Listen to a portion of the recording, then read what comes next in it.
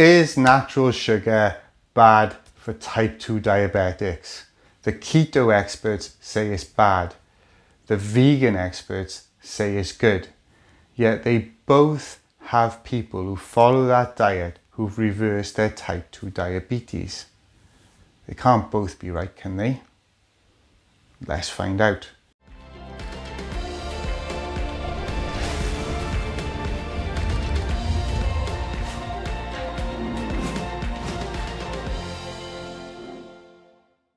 Why am I qualified to talk about this? Well, my name is John Collett, and in March 2018, I got diagnosed with type 2 diabetes within 6 months, and I want to help you do the same thing.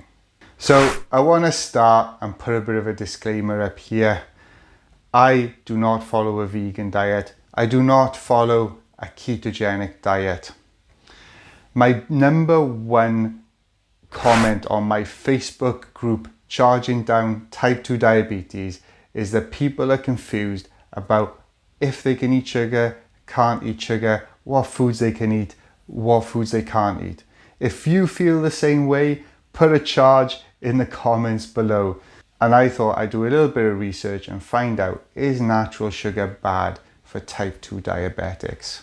So first of all, we need to clarify what we are talking about when we talk about natural sugar. What's the difference between natural sugar and added sugar or processed sugar? Same thing, okay? But what is the difference?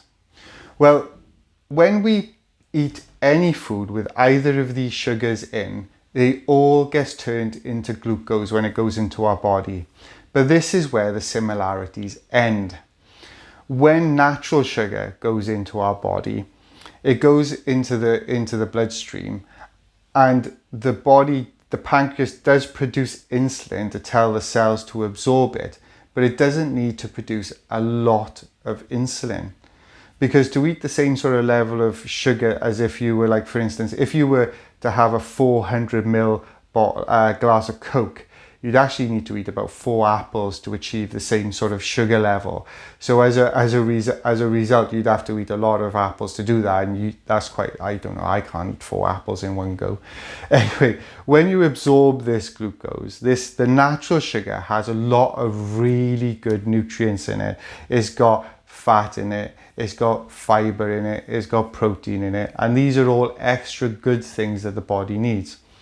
Now this glucose also burns energy slowly in your body. So to give you an idea, an apple would take about 4 hours to expand its energy in your body, and gives you energy for that long.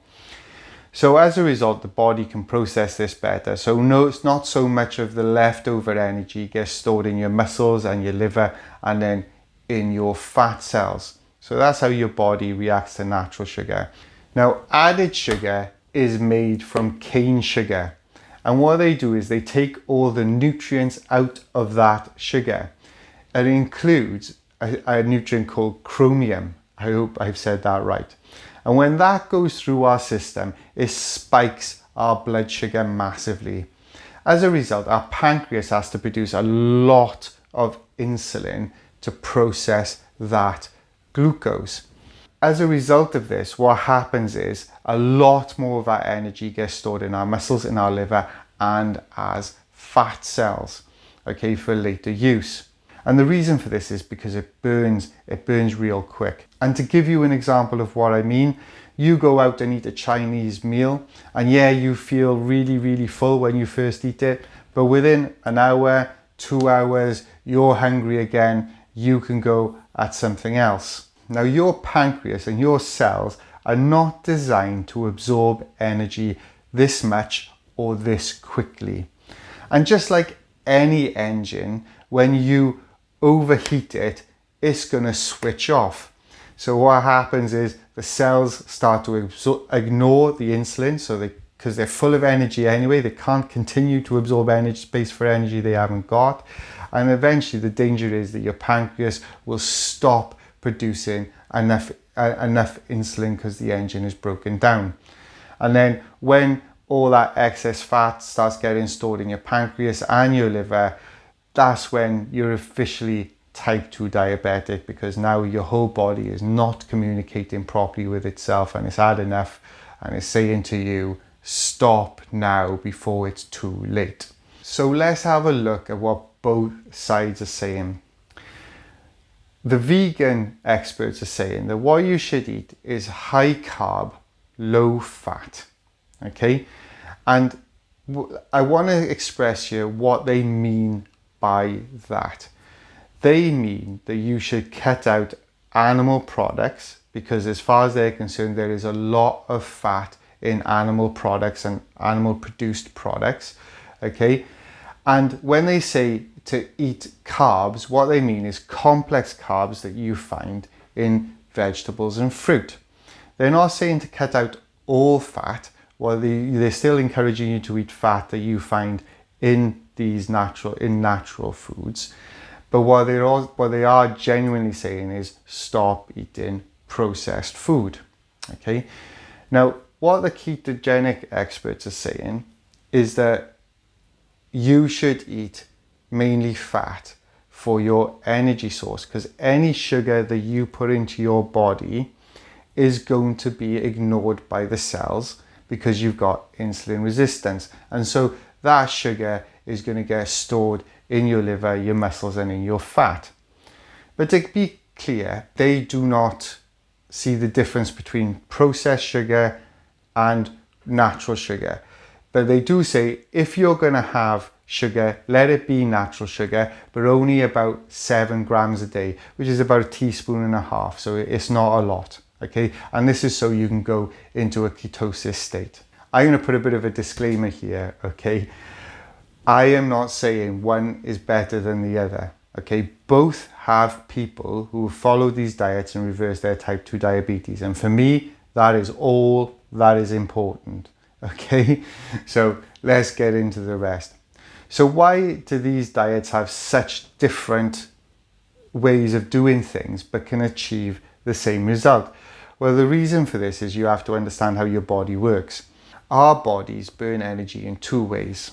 They burn energy from carbs and they burn energy from ketones, which comes from fat. Okay, so when you burn fat, it produces ketones, and this is where the ketogenic name for that particular diet has come from. And the reason our body does this is because we are used to living in a feast or famine society. We're not used to living in a food plentiful society all of the time. So what used to happen is in the summer and the autumn months, food was plentiful. So we would eat that, and that would normally be carbohydrates. And then our bodies would store that excess energy as fat in our body. And the reason it did this is because in the winter and the spring, when food wasn't as plentiful, it would burn the fat in our body for energy to keep us alive until summer came along. And I'm sure I read that food, you can survive without any food for 3 weeks. I don't know how strong you'd be, but you can survive with 3 weeks. But you can only go without water for about 3 days. And there's loads of water everywhere, especially if you live in the UK and especially if you live in Wales. Okay, so that is how our body is meant to work. Okay, that's how the system is meant to work. So it's more than feasible to survive eating carbs, complex carbs from real food, and it's more than feasible to survive on ketones alone. Now, why do both diets work? Well, in my mind, both diets work for one reason and one reason only, and that is they both cut out processed food. They both cut out the fat, salt, and processed sugar you get from processed food. And for me, that's why they both work. Now, when I decided to reverse my type 2 diabetes, I didn't read any dietary books at all. I read one, actually, in fairness. It was the 800 calorie one. I think I got to about chapter 4, chapter 5. I threw it away. The reason I say this to you is because I see holes in both diets, right? And the reason I see holes in both diets is because I managed to reverse my type 2 diabetes without doing a vegan diet, and I managed to do it without going on a ketogenic diet. But I think it's not important really which one is right. I think what's important is that they've both got people who have reversed their type 2 diabetes on those diets. And the real question for you, as someone who wants to do the same, and that's hopefully why you're watching this video, is that is it sustainable? Is that particular sustainable for you, and is your body reacting well to that particular diet?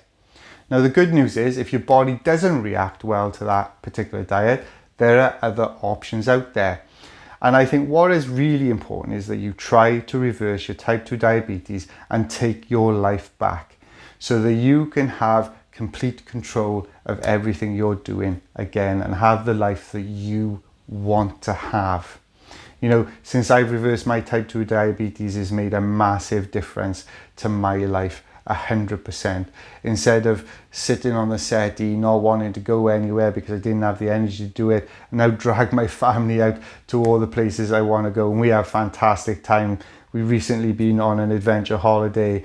We were zip lining, we were in a pool, we were boating, we were doing all of these things that if you had asked me a few years previous if I ever wanted to do that, I would have said absolutely not.